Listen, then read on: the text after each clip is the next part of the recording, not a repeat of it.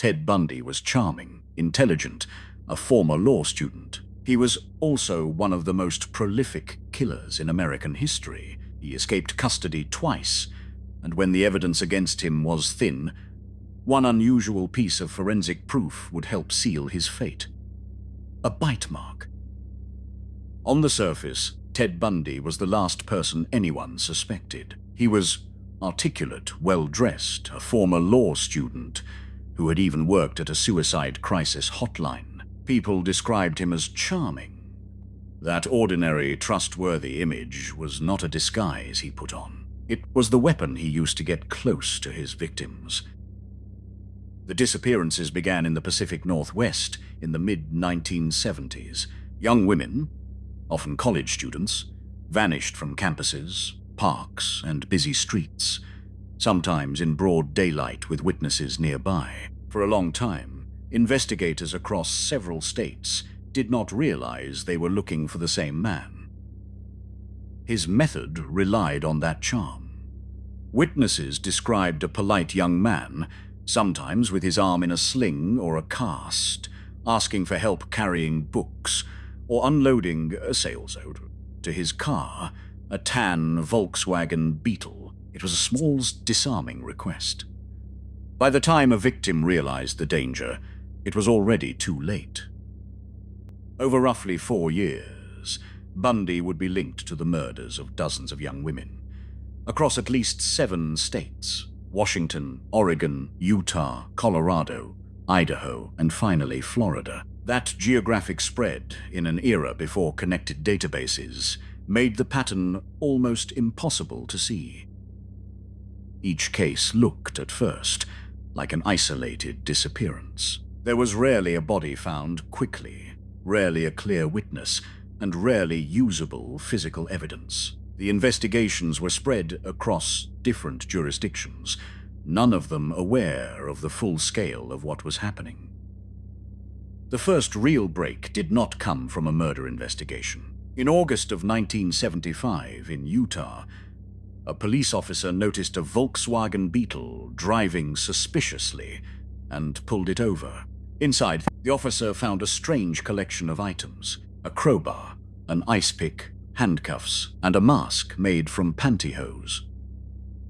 Those tools connected Bundy to an attempted kidnapping months earlier. A young woman named Carol Daronch had escaped from a man posing as a police officer.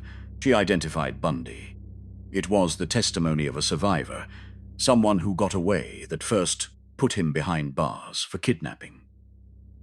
While he was held in Utah, investigators in Colorado connected him to a murder there, and he was extradited to stand trial. For the first time, the true scope of the case was beginning to come into focus. But Bundy had no intention of staying in custody. In 1977, during a court appearance in Colorado, Bundy was allowed to use the courthouse law library. He opened a window and he jumped. He was free for less than a week before he was recaptured. It should have been a warning. Months later, he escaped a second time. He had starved himself thin enough to slip through a small opening he had sawed in the ceiling of his cell. This time he did not stay nearby. He traveled across the country to Florida, where no one knew his face or his name. In Florida, Bundy was a stranger, and within weeks of arriving, the attacks resumed. But Florida is also where he would make the mistakes that finally ended it, and where a single piece of physical evidence would tie him to the crimes beyond doubt. In January of 1978, he attacked a sorority house at Florida State University, killing 2 young women and badly injuring others. In a matter of minutes, weeks later, he abducted and murdered a 12-year-old girl. The manhunt that followed would lead, finally, to his arrest in a stolen car. But arresting Bundy was not the same as proving he was the killer. He was a former law student who acted as part of his own defense, and the physical evidence in many of his cases was thin. Then investigators focused on one detail from the sorority house scene. During the attack, he had bitten one of his victims.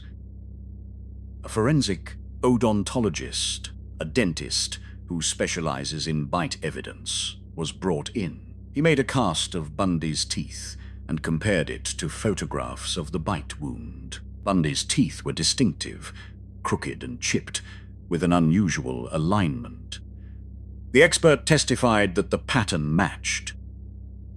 In the courtroom, the jury was shown the bite mark photograph and the dental cast, side by side. It was a vivid physical link between the defendant and the crime, something that the charm and the legal maneuvering could not talk away. Bundy's 1979 trial in Florida was the first in American history to be broadcast on national television. Millions watched him, calm and articulate, take part in his own defense. But the evidence against him, including the bite mark, was overwhelming. He was convicted of the sorority house murders, and later of the murder of the 12-year-old girl. He was sentenced to death. The charming law student who had evaded police across the country and escaped custody twice had finally been caught and convicted. In the years that followed, on death row, Bundy eventually confessed. He admitted to 30 murders. Investigators have always believed the true number is higher, but he took the full count with him. 30 confessed murders across at least 7 states, and an unknown number that were never counted. For years, he had relied on the fact that the cases were never connected to one another. In the end, the evidence connected them to him. There is an honest footnote to this case. In the decades since, bite mark analysis has been heavily criticized and is now widely regarded by scientists as unreliable. It is a caution worth stating plainly. But in 1979, presented alongside everything else, it helped a jury reach its verdict. Ted Bundy was executed in Florida in January of 1989. Outside the prison, crowds gathered. After years of headlines, escapes, and a televised trial, the case was finally closed.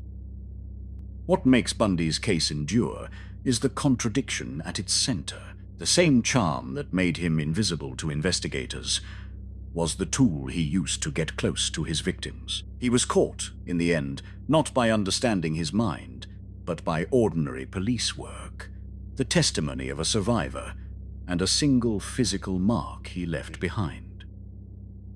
If you found this breakdown useful, consider subscribing.